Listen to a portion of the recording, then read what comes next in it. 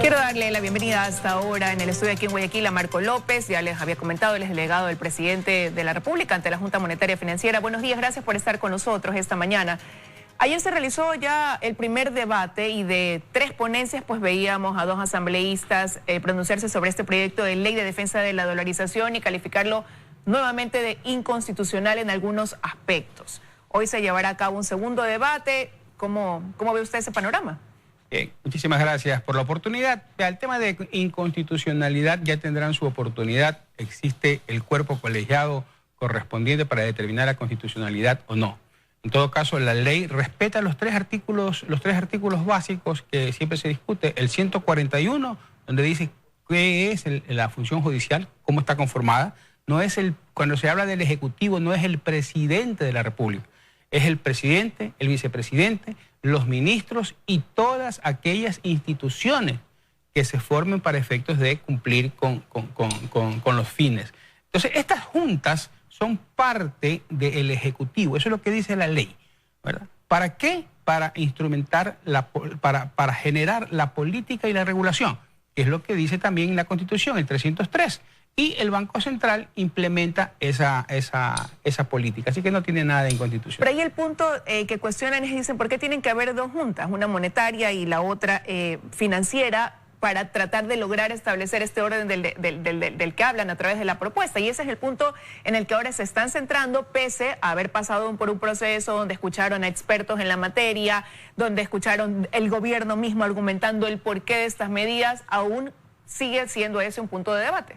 Bueno, porque hay un momento en que llega la cuadratura ideológica a tal nivel que no les permite ver el mundo por completo. En Latinoamérica, el único país que tiene una sola institución para todo es Uruguay, en donde el Banco Central hace todo. Hace las veces de juntas de regulaciones y hace las veces de directorio del Banco Central o junta monetaria.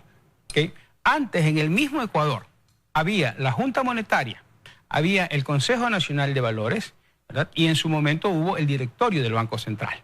Entonces, esto no es nuevo para el Ecuador. Y si usted va aquí al lado, a Colombia, usted tiene el Banco Central de Colombia con su respectivo directorio y usted tiene la superintendencia financiera. ¿Por qué hay que separar estas dos superintendencias? Porque la una, que es la superintendencia, porque hay que separar estas dos juntas. La Junta Monetaria tiene mucho que ver con el tema macro respecto de la liquidez que tiene la economía en su conjunto. En tanto que la Junta Financiera tiene que ver con negocios, tiene que ver con todo el negocio de servicios financieros, con la banca privada, con la banca pública, con el mercado de valores, con el mercado de seguros, en donde se va mucho a la parte micro.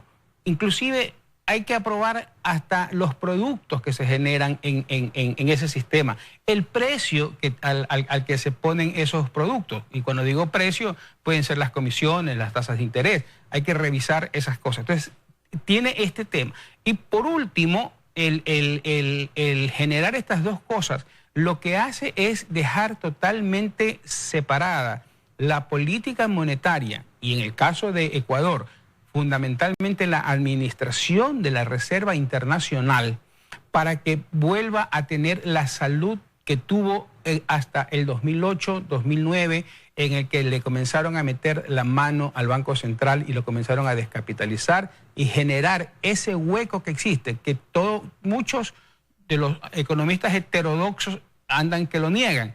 Pero existe un descalce entre los activos líquidos del Banco Central, que es la Reserva Internacional, y los depósitos extremadamente exigibles que tiene el Banco Central, que son las cuentas corrientes que están abiertas en el Banco Central. ¿Y qué tan grande es ese hueco? 7.000 millones, que viene desde el año 2017. ¿Okay? 7.000 millones. Y ese hueco va a permanecer allí hasta que el país pueda tener un ahorro fiscal y pueda comenzar a pagar lo que le debe al Banco Central. Ese daño lo dejó hecho el expresidente Correa. Ahora, el día de ayer, incluso de las 3 exposiciones que realizaron, tomaron la palabra 3 asambleístas, uno pedía que se archive este proyecto de ley y ya entraban en materia de analizar si es que el proyecto defiende o no la dolarización. Y quiero citar algo que ellos decían, que no veían por qué para que se se defienda la dolarización, se tiene que eliminar la cuenta única del Tesoro, liberar las tasas de interés, el emitir títulos del Banco Central únicamente al sector financiero, eliminar el control interno y externo de la Contraloría y la Superintendencia. Decían, ¿por qué tiene que pasar todo esto para defender la dolarización?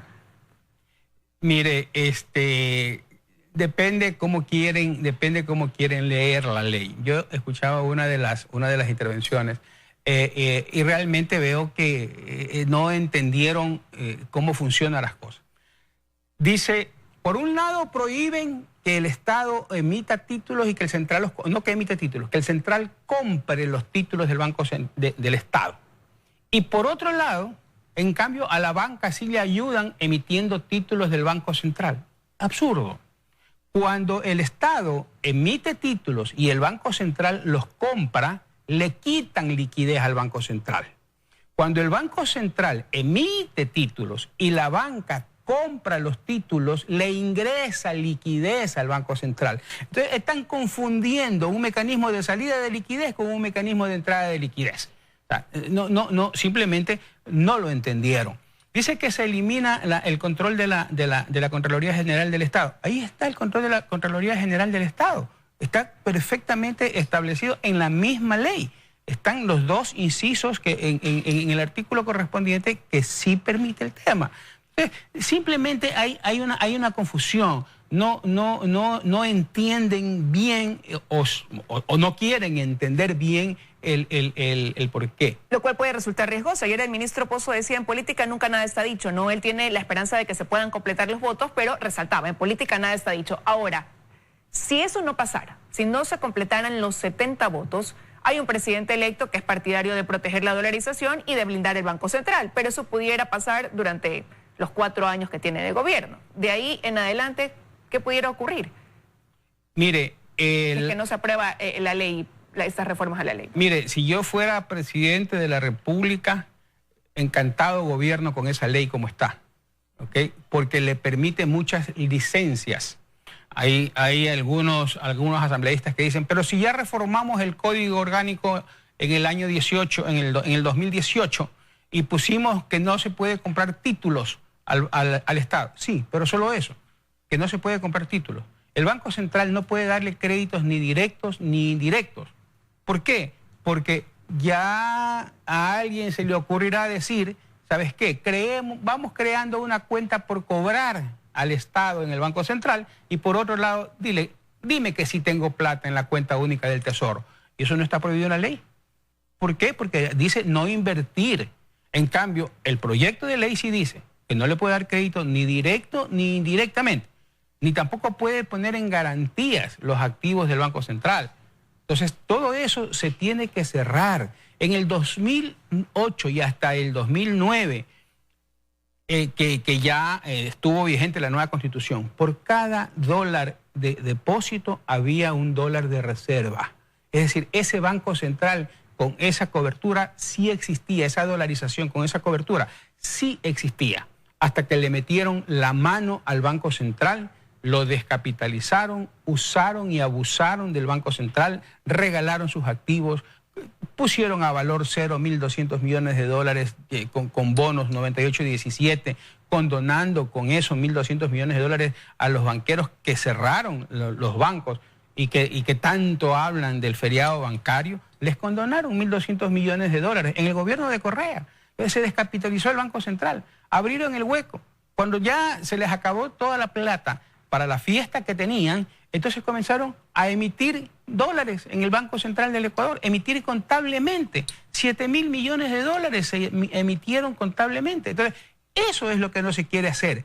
¿Por qué? Porque ese hueco, si se va haciendo más grande, ese es el camino directo a la desdolarización. Y eso es lo que hay que evitar. ¿Y usted cree que la tercera pueda ser la vencida, como se dice normalmente, porque este ya es el tercer intento que hace este gobierno por que este proyecto sea aprobado y así defender esa dolarización, blindar el Banco Central para que ningún otro gobierno le pueda meter la mano como caja chica cada vez que lo necesiten?